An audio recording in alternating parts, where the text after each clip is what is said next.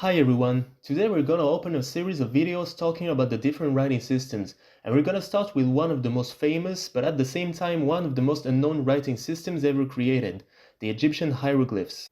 Is it a script? Are they just pictures? Were aliens involved in their creation? So many questions that we're going to answer right now. Yes, no, maybe.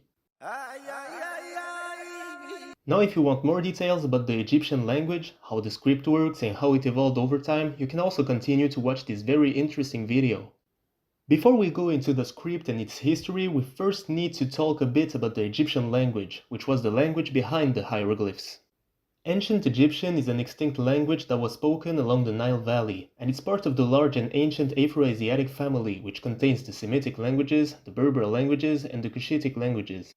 The Egyptian language formed its own independent branch within the family. But what we call the Egyptian language actually refers to something that spans several millennia. The forms of the language evolved over time as any language, and sometimes different forms were used at the same period depending on the nature of the text. The evolution is so big that Egyptian, which was a synthetic language at the beginning, became an analytic language over time. If you don't know what it means, I've made a video about it that you can watch after this one. Now let's talk about the forms of the language. First we have the Old Egyptian, which was the language used in the first attested texts. Then we have what we call the Middle Egyptian or Classical Egyptian, which is the language of the classical literature and the most important form of what we call the Hieroglyphic Egyptian. After that we have in order Late Egyptian, Demotic Egyptian, and finally Coptic, which was the last form of the Egyptian language before its extinction as a spoken language gradually between the 13th century and the 19th century, even though it's still used nowadays as a liturgical language in the Coptic Orthodox Church. Nevertheless, it's important to say that a form of Egyptian spoken at a certain period is not necessarily the direct descendant of the one spoken in the previous period. Sometimes it's just different dialects evolving from different older forms that were just not standardized or written yet. Now we're gonna explain a bit how the script works. Hieroglyphs are most of the time pictures of real objects, birds, tools, body parts, plants, animals, people, and so on. It may seem exotic and artistic, but in fact even the most widely used alphabet, which is the Latin alphabet that we use in English, takes its roots from pictures of real objects that were later written in an abstract form to gain time, so much that today we don't even recognize the original drawings behind the letters anymore. For example, the letter A is supposed to be a cow and the B is supposed to be a house, but it's another topic, so let's get back to hieroglyphs if you will. The hieroglyphs were carved on stone, painted on walls, and written on papyrus with brushes. There were about 700 common signs used regularly, but later periods had over 1,000. A common idea is that hieroglyphs would only represent the physical thing they were showing, but in fact the characters could work in three main ways. At first we have phonograms. A symbol could stand for a sound, like letters do in the American alphabet. For example, the drawing of an owl stood for the sound M, and the drawing of a mouth would stand for the sound R. Some signs stood for one sound, we call them uniliteral signs, but others stood for two or three sounds, respectively biliteral and triliteral signs. There was 24 uniliteral signs.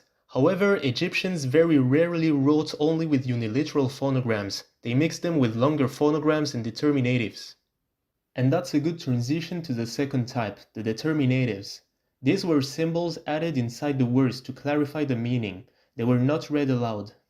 For example, this symbol would be used to indicate that the word has a link with the semantic field of boats. And finally, we have logograms, which are surprisingly the less common usage of the hieroglyphs. It's when a symbol could stand for a whole word. For example, the pictures of the sun could mean sun, the picture of an arm could mean arm, and so on. Note that often a single character could be used as one of these three ways depending on the words. So word could be written by mixing these three systems. Here are some usage examples. They could use uniliteral signs only, similarly to our alphabet, or even bilateral or triliteral signs, with sometimes having next to it some uniliteral signs corresponding to a part of the sounds indicated, just to be 100% sure. Then they could use simple logograms, eventually with a stroke added to the word indicating that it's a logogram, with sometimes uniliteral signs for grammatical suffixes such as the t sound, indicating the feminine form. Yes, like in Arabic. And finally, phonosemantic words, with the phonetic signs at the beginning of the word and the determinative sign added at the end of the word, in a similar way in which many Chinese characters are constructed. And I know what some of you may think. If it was possible to write all the sounds of Egyptian with uniliteral signs, why during 3000 years nobody has ever thought of only using these 24 signs to write Egyptian for sake of simplification? And that's an excellent question. Hieroglyphs could be written left to right to left, or even top to bottom sometimes, and words were not separated by punctuation or blank. Logically, it's easy to recognize the reading direction when it's top to bottom, but to know the direction when it's horizontal, there's a tip. The animate beings will always be looking towards the beginning of the sentence. For phonograms, they wrote consonants only, no vowels, a bit like in Arabic or Hebrew, but semi-vowels were okay though. Thus, when they deciphered hieroglyphs, since they had no idea how to pronounce the vowels in words, modern scholars inserted vowels, usually an A sound, to make words pronounceable. For example, this word, if it's read as it's written, nfr, it sounds weird, so it's read as nefer, meaning beautiful. Of course, there are some historical phonetic reconstructions of Egyptian languages that exist, but I'm not going to talk about it here. As the script was used again and again over the years, writers got lazy, so simpler forms emerged during the late Egyptian period. First, the hieratic script, a cursive form for daily use. Then later, the demotic script, an even simpler version. This is the one found on the Rosetta Stone between the standard hieroglyphs and the Greek translation. And this is a good transition to the sponsor of this video. No, this is not true. I don't have any sponsor. So while hieroglyphs remained formal and monumental, Egypt also had faster, practical writing for letters, contracts, and business. Of course, the orthograph was not standardized and all words had multiple variants that were accepted. Now we're gonna talk about the history of the hieroglyphs from long time ago till today. The earliest known hieroglyphs appear around 3100 BCE, during the time Egypt was becoming a unified kingdom. They developed at the same time as the earliest Mesopotamian writing systems, but independently. Even though there is a theory saying that it was derived from or influenced by Mesopotamian cuneiform scripts, but it's a minor opinion among scholars. At first, hieroglyphs were simple pictures used to label goods and mark ownership, for example on jars or seals. Over time, the system grew more complex until it could express not just objects but also names, actions, and ideas. Scribes were the educated class who mastered writing. Almost everything we know about ancient Egypt comes from what they said in their texts. Training took years. Students practiced by copying signs on shards of pottery or wooden boards. They would start from a very young age, and it was usually a hereditary position. Scribes worked for temples, the royal court, or the administration. Being a scribe was a very respected and stable career. But even though they were the only ones who know how to read and write, the most complex carving and monuments were made by qualified workers, under the instructions of the scribes.